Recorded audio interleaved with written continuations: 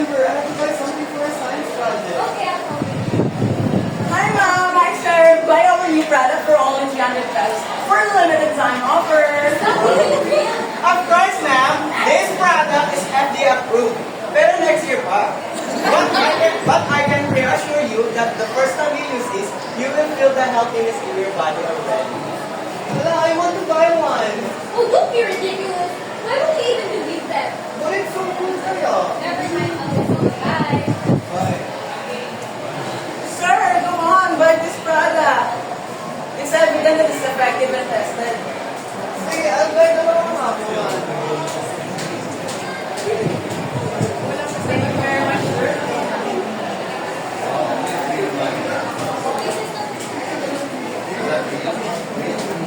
Hey, look what I got for you all. What's that? It's a pumpkin.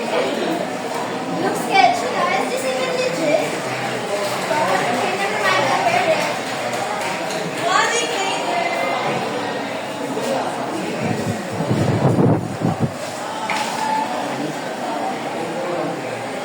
Ew, it's so itchy. Oh my gosh, how am I even going to make papansin to my crush? It's so itchy. I know, you don't need to remind me. It's so itchy na kasi. This is all your fault eh. I need to file a complaint. I'm gonna sue them.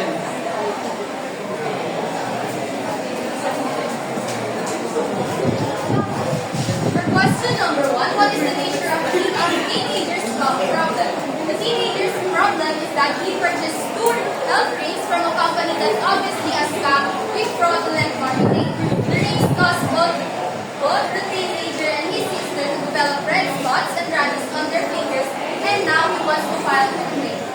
Second question, who can help him with his problem? First of all, the people who can help him are his parents, as they can help and assist in handling the complaint process. Next is consumer rights agencies, because these agencies are responsible for protecting consumers from unfair or deceptive business practices, as well as investigating complaints. If this doesn't help, then they have no choice but to seek help from the legal authorities. Last and not the least, he and his sister needs to be checked by a health professional to know the condition of their skin. The teenager is protected by these rights. First, right to safety. To be protected from products that might be harmful. Right to information. To get correct and complete details about the product before buying it. Last, right to complain and get help. To ask for a refund, exchange, or support if the product is damaged or causes harm. Fourth question is, a question I would ask myself before buying a health product to avoid the same experience or the following. Has this product been checked and approved by all experts or authorities? Is there proof that it really works and is safe to use? What materials or ingredients were used to make it?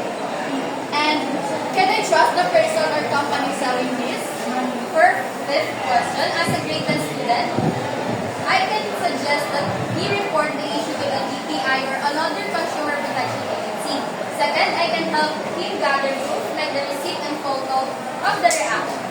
Third, as a grade 10 student, I can explain his rights as a consumer and how to use them. And lastly, I can help him write a complaint, letter, or request a refund from the seller. And that's all. Thank you.